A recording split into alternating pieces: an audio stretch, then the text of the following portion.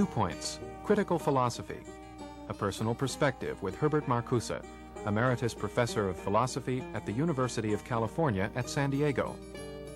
Your Viewpoints host is Helen Hawkins. Herbert Marcuse is one of the best known and one of the most controversial of contemporary philosophers. Born and educated in Germany, Marcuse came to the United States in 1934 and became an American citizen in 1940. The most widely read of his several books are Eros and Civilization, A Philosophical Inquiry into Freud, and One-Dimensional Man, which made him the intellectual idol of New Left militants in the late 60s. Dr. Marcuse, what do you consider the primary function of philosophy? Well, this is supposed to be a personal statement. For me, philosophy is critical philosophy. And the concern of critical philosophy is the human condition. It seems that human beings, men and women, have had a rather frustrating, hard and harsh and repressive life throughout history. This, it seems, has not improved at all with technical progress. Now, critical philosophy tries to find out what are the reasons for this condition, and even more important, what are the real possibilities of building a society in which this would no longer be the case. In the preface to your Reason and Revolution, Hegel and the Rise of Social Theory in 1941, you said that you hoped to revive the power of negative thinking. Is that what you mean by critical philosophy? That's one aspect of it. Negative thinking in the sense that not everything is accepted at face value, that conformity can be a very repressive attitude, and that negative thinking in the form of a critique, of a real critique of existing conditions, is in itself a progressive force, or can be a progressive force. So do you see the role of the philosopher as an agent of historical change? Exactly. And that is one of the things in which, well, this is a personal statement, because I would say that the majority of my colleagues would not agree with it. Have you then been criticized for this position? I've been plenty criticized for this position, but I don't mind that. Now, you identify yourself as a Marxist, but we hear the word Yes. Marxist used for a wide variety of positions. What does Marxist mean to you, as you Well, let practice me it? first say that I never denied that I'm a Marxist. I don't deny it today, although, as you just mentioned, if I look around and see what calls itself Marxist today, I would rather not use the term. For example, every more or less despotic left-wing regime in the world is called a Marxist regime. There's no connection between the two. What I mean by Marxist is somebody who still takes Marx's idea of a socialist society as a free and democratic society seriously. And that is what I'm trying to do, and to find out whether there are any tendencies which point in this direction today. Now, it would appear from what I have read of your work and the comments that I've seen on it that the kind of social change your critical philosophy would lead toward might involve the necessity for revolution. For you, what kind of a revolution does that mean? Is it a revolution in the sense of violent upheaval, or gradual change, or what? Well, we cannot, if we look at history, we cannot find any example of a non-violent revolution, including the American Revolution. So we cannot expect that this continuity of violence would suddenly stop. although Marx himself has foreseen the possibility of a peaceful transition to socialism, and he has even mentioned in this connection the United States as one of the countries where by democratic vote socialism could gain a majority. I must say frankly that today it seems to me the chances for such a non-violent revolution are worse than they were before. Do I read you correctly, though, that then a philosopher or philosophy should encourage revolution? A philosopher, and especially a philosopher working at the university, should not encourage and should not advocate. If he or she presents the facts as they are, and the tendencies which are observable in our society, then the students will by themselves get the idea that a good change is necessary and is possible. I'd like to return to what might be the ultimate implications of that position a little later, but first what I'd like to do is to look at some of your work. Mm-hmm. The first book that really caught the attention of people outside of academia was Eros and Civilization in 1955, and it does seem that that book suggests many of the ideas that you later elaborated in future work. You've called that an extrapolation of Freud. Because I use hypotheses of Freud's going beyond them. In other words, what I say and state in Freudian terms is not necessarily that which Freud himself would have used and approved of. What you've essentially done in that book is to challenge Freud's own suggestion in Civilization and its discontents that repression is a necessary part of any civilization. Well, I think you are going a little too far. Am I? Yes, definitely, because it is true that I think neither I nor anyone else can imagine a civilization without repression. I make the distinction between repression and what I call surplus repression. That is to say, in the course of civilization, many taboos, many restrictions have been imposed which are actually not necessary anymore in terms of the possible development of human beings. So I certainly would not say that civilization can be without any repression. But you would say that the degree of repression The degree of repression is decisive. And do you lay that to technological changes that make this kind of repression no longer as necessary? No, I wouldn't say that the repression today is no longer necessary. Surplus repression is no longer necessary. That is to say, repression that goes beyond the basic taboos and the basic prohibitions any and every civilization depends on.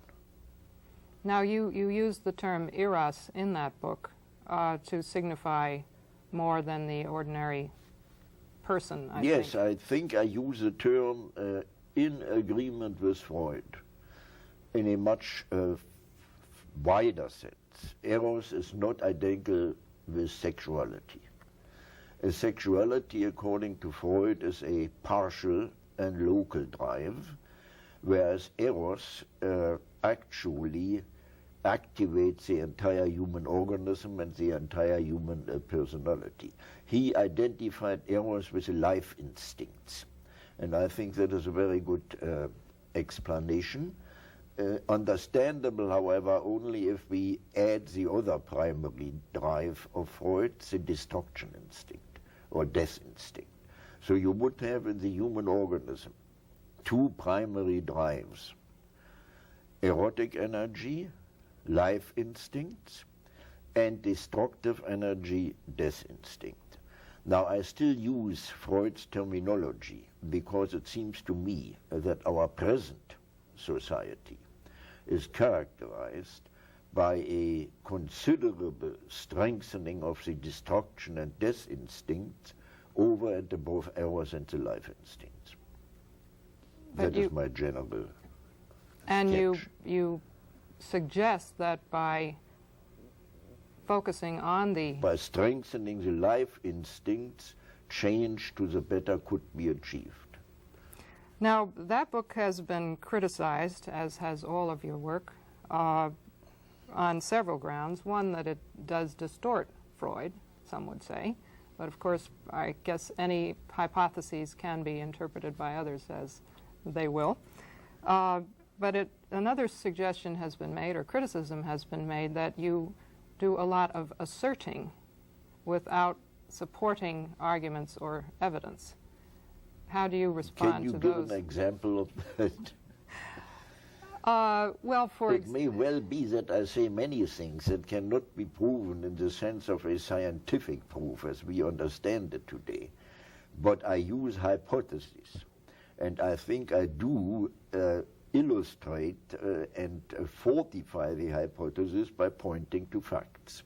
I think one of the contexts of that kind of criticism was that your type of philosophy could be considered to be in opposition to the, quote, scientific or Comtean, or what are some of the other terms for that, where the only thing that can be accepted as real is that which is demonstrable through scientific evidence. Well, I would accept demonstrable, I would reject according to scientific evidence, because then we would use a concept of proof and evidence which is valid only for the natural sciences, physics, biology, whatever it is, but cannot be simply applied to the humanities and social sciences. Another comment that's made about that book is that it is very optimistic, and in fact possibly too optimistic in terms of its view of human nature, if I could use that term's potential. Do you feel that it is an overly optimistic view? I desperately try to maintain my optimism even today. I actually want to be pessimistic, and I think there's much justification for it. But if I look around, there are still so many things which are good and which are positive, and there are still quite a few tendencies that make and indicate a change to the better, that I'm rather optimistic. Well, now, your 1964 book that is really the most widely read, One-Dimensional Man. Yes, unfortunately, was I think the very Freud book is pessimistic. much better. You say that The it was... Freud book is much better. Yet in that One-Dimensional Man book, you severely indicted modern industrial society and the kind of person that has resulted from it. Well, I would say not I indicted, it indicts itself. Is the kind of attitude that was reflected in that book a reflection of the times, and have you changed your ideas that you expressed in that book at all It since is a then? reflection of the times. I have changed my ideas somehow after 1968-69. Because I see in these years the emergence of a new and potentially rather promising and powerful opposition against the destructive tendencies in our society today. Now, in One-Dimensional Man, you essentially said, if I am not misinterpreting you, that modern man in industrial society is so much the captive, as it were, of his own technological affluence, Which he cannot control. that he has become part of the system, and that the working class, which was so long expected to be the locus of change or revolution, is now co-opted into the system.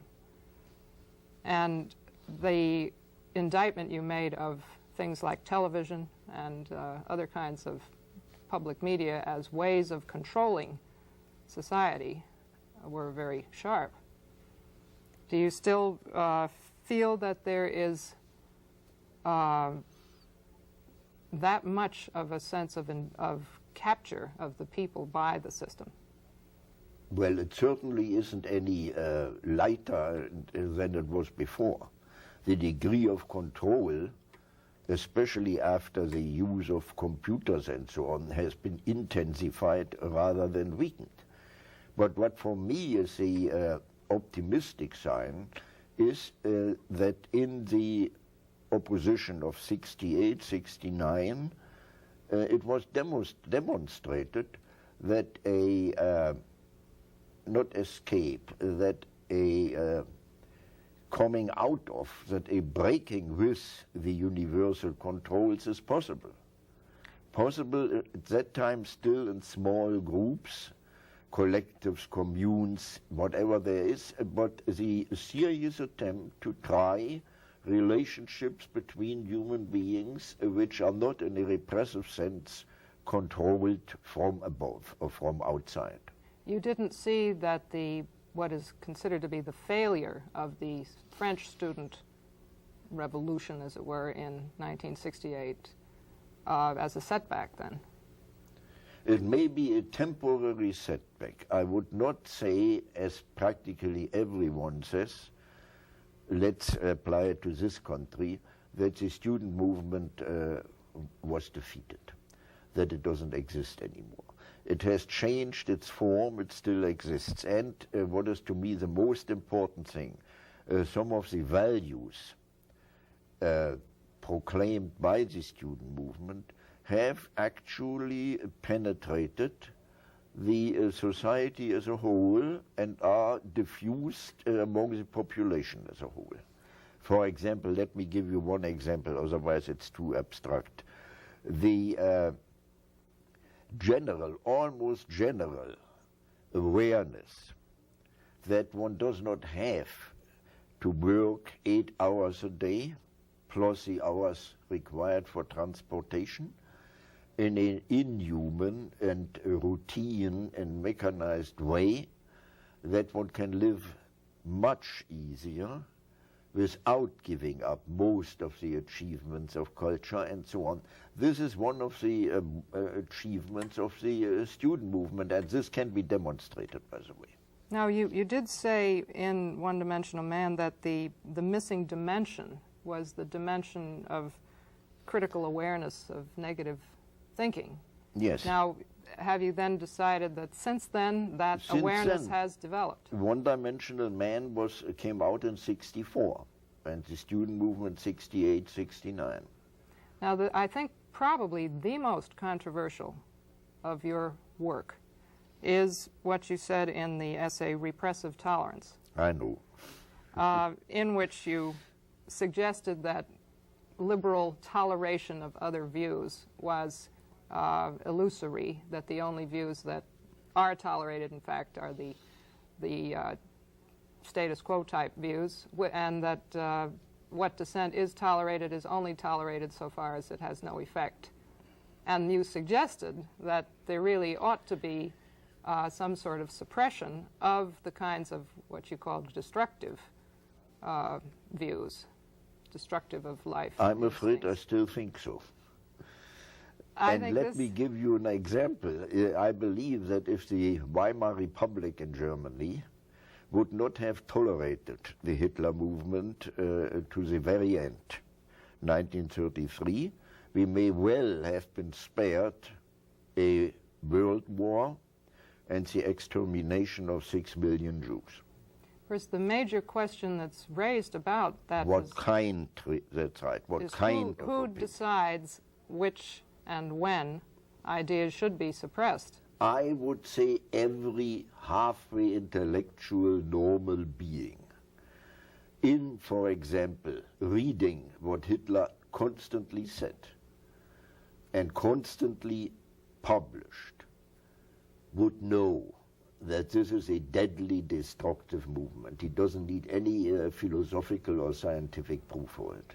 Well, we can see that looking back at it, but in the context of today, who is going to make the decisions as to what kinds of dangerous ideas should be suppressed? Do you count on the democratic process to do that? To tell you the truth, yes. Who decides today what is to be repressed and what is not to be repressed? Who decides today? Again, I would say, if what I said in repressive tolerance makes any sense, it presupposes a really democratic society in which the people themselves can be shown and can see what is destructive and what is not. That sounds almost unachievable. That is certainly for the time being utopian. And I would like to say one thing very clearly. In the present situation in this country, I would certainly defend to the very last the civil liberties and civil rights, because that is the only counterforce against the intensified control and repression. So that what that really means then is that your suggestion that some ideas are so destructive that they must be repressed couldn't happen. I wouldn't say it couldn't happen. I wouldn't say that. But it is at present in this country not acute.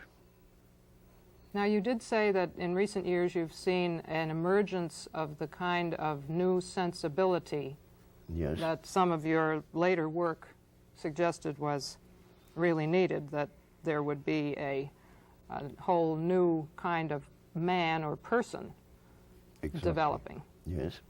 Is that something that you see as happening only in Western civilization, or do you see it in other parts of the world as well? I would say you do see it in other parts of the world too, perhaps in some of the liberation movements in the Third World, for example, but essentially it is confined so far to the advanced industrial countries in the West. And your critical philosophy has in fact been directed primarily to analyzing that society. Definitely, because that is the society I know and that I can do. Now, you said in your 1972 book, Counter-Revolution and Revolt, that the counter-revolution was in the ascendant, and that the route to change really was through theory, through education, through persuasion. Do you then see the role of the universities, the colleges, as very strong in the change process? They could have a very decisive effect. But unfortunately, as you know, there's a tendency to transform the universities in professional schools at the expense of such disciplines as humanities and social sciences, which is a very dangerous tendency. Because it actually stifles any criticism that goes beyond a very well-set framework. Do you feel that the major centers of critical thought are in the universities today? I would say some of them are still in the universities, quite a few, and probably the majority outside. In the manifestations of what is still called the New Left.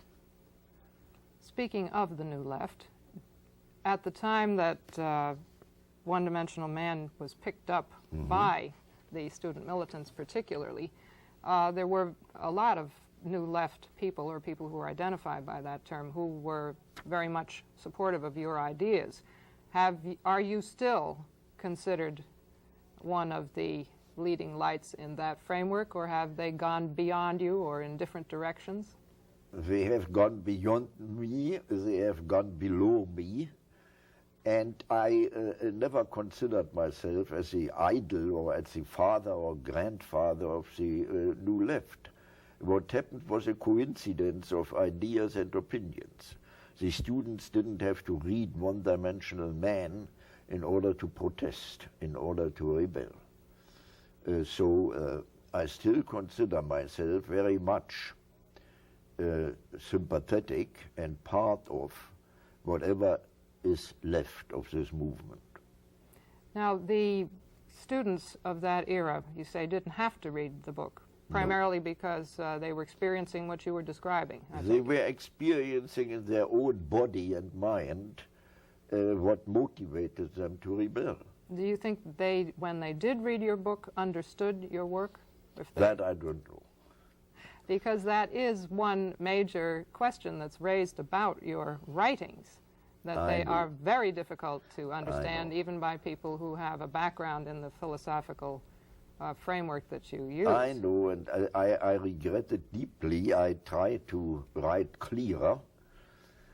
On the other hand, I take comfort from the fact that quite a few people do and did understand it. The question I'd like to get back to in the very short time we have left is that if one argues for change, and if that change will require revolution, and if revolution is unlikely to come about without violence, does not that then give validation to violence, which in turn may perhaps validate terrorism? Advocacy of violence is, under all circumstances, in our situation, should be taboo. Violence may be considered justified only as counter-violence. In the sentence in Repressive Tolerance, I explicitly said that there is a so-called right of resistance, a natural right of resistance, for suppressed minorities after all legal means have been exhausted. I also added that if then these minorities rebel, that might break the chain of violence which we had throughout history. I am a little less optimistic, respectively, this topic. I would say the breaking of the chain of violence is probably only thinkable in a long historical process, but not that quickly. Well, Dr. Marcuse, I know many Americans will disagree with some of your ideas, if not all of them. And yet, I'm sure we can all benefit from considering the questions you ask about our society and the goals we should seek. Thank you very much for clarifying your views for us. And thank you very much for joining us. Good night.